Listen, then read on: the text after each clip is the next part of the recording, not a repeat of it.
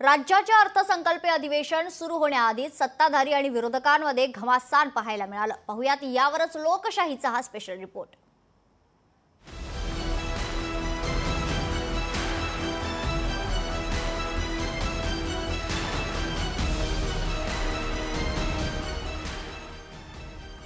राज्याच्या अर्थसंकल्पीय अधिवेशनाआधी सत्ताधाऱ्यांकडून चहापानाच्या कार्यक्रमाचं आयोजन केलं जातं।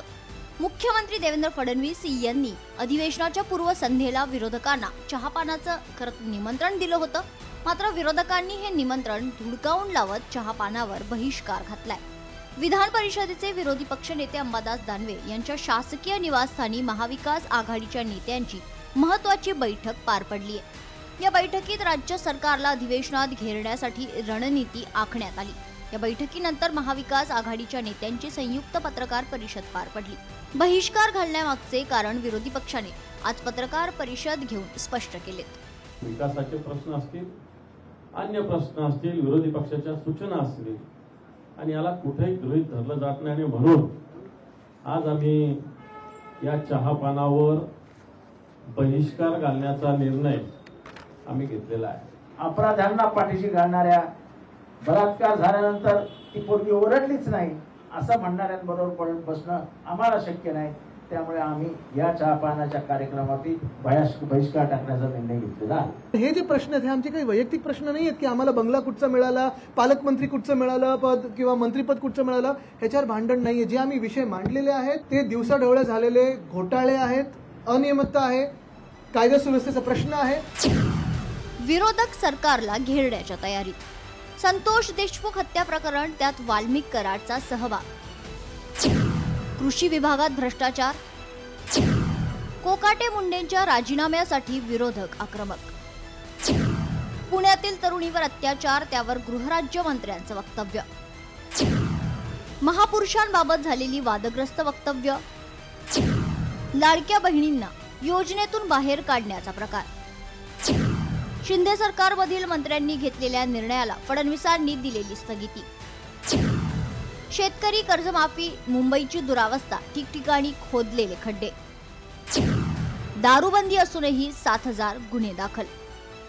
चहापानाच्या कार्यक्रमानंतर सरकारची पत्रकार परिषद संपन्न झाली आहे। पत्रकार परिषदेत विरोधकांनी सरकारला दिलेल्या पत्रावरून हशा पिकला। आमदार कमी पण पत्रांची पानं जास्त, विरोधकांनी 9 पानांचं पत्र पाठवल्यावरून महायुती सरकारनं टोला लगावलाय। आता अजितदादांनी सांगितलं की आता सगळ्यात जास्ती आता यांची कागद आलेत का? मोठं, सगळ्यात मोठं पत्र, सगळ्यात मोठं पत्र म्हणजे आमदारांची संख्या कमी झाली म्हणून मोठं पत्र का? 1 2 3 4 अंतिम आठवडा का डबल अंतिम आठवडा दिलाय? 6 7 8 9 अंतिम आठवडा अर्थसंकल्प, आता डबल अंतिम आठवडा अर्थसंकल्प। ठीक आहे, चांगली प्रगती आहे। हे जे काही 9 पानी पत्र दिलेलं आहे, या पत्रात संपूर्ण पत्र हे वर्तमानपत्राच्या बातम्यांवर आधारित आहे। तर त्या बातम्यांसोबत त्यांनी सरकारने दिलेला खुलासा जरी वाचला असता तरी 9 पानाचं पत्र अर्ध्या पानात त्यांना निश्चितपणे देता आलं असतं। विरोधकांनी घातलेल्या चहापानाच्या बहिष्कारावर सत्ताधाऱ्यांनी टोला लगावला। विरोधकांनी नेहमीप्रमाणे बहिष्कार टाकलेला असला तरी आमच्या सोबत राज्यातील महत्त्वाच्या प्रश्नांवर योग्य उत्तर देणार असं सरकारनं प्रत्युत्तर दिलंय। अधिवेशन सगळे बिलं जी येतील ती पण बिलं चर्चेला यावी, त्याच्यात चर्चा साधक वादक व्हावी, त्याच्यातनं काही चांगल्या सूचना आल्या तर त्या सूचनेचा पण आम्ही आदर करायला तयार आहोत। या अर्थसंकल्पात देखील सर्वसामान्य माणसाला आणि राज्याच्या विकासाचं प्रतिबिंब नक्कीच उमटलेलं या ठिकाणी दिसेल आणि राज्याची जी काही वेगवान वाटचाल आहे ते अधिक वेगाने, म्हणजे खऱ्या अर्थाने दुप्पट क्षमतेने आणि चौपट वेगाने या ठिकाणी आम्ही करू। विरोधकांच्या पत्रकार परिषदेत काँग्रेसच्या नेत्यांच्या अनुपस्थितीवरून महाविकास आघाडीत युती असल्याचं वाटत नाही असा टोला मुख्यमंत्री फडणवीसांनी लगावलाय।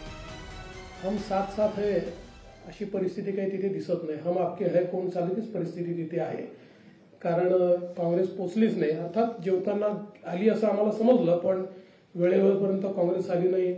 रोहित पवारांनी काहीतरी ट्विट केलंय, मला वाटतं त्यांनी पण काहीतरी आपली काय नाराजी व्यक्त केली आहे। अर्थसंकल्पीय अधिवेशनात विरोधकांना बोलण्याची संधी दिली जात नाही या विरोधकांच्या आरोपाला मुख्यमंत्री फडणवीसांनी प्रत्युत्तर दिलेलं आहे।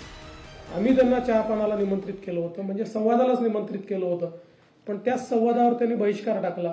म्हणजे मला याचा अर्थच समजला नाही की संवादावर बहिष्कार टाकायचा आणि संवाद साधा अशा प्रकारे त्या ठिकाणी पत्रकार परिषदेत म्हणायचं. पण मला असं वाटतं की काही हरकत नाही. चहापानावरील बहिष्काराचा रोष पाहता विरोधक अधिवेशन गाजवणार असल्याची शक्यता आहे. आता विरोधक अधिवेशनादरम्यान कोणकोणत्या मुद्द्यांवरून सरकारची कोंडी करणार आणि सरकार कशा प्रकारे त्यांना उत्तर देणार हे पाहणं महत्त्वाचं ठरेल. ब्युरो रिपोर्ट, लोकशाही मराठी, मुंबई. लोकशाही मराठी, ऐका, पहा, जागरूक रहा.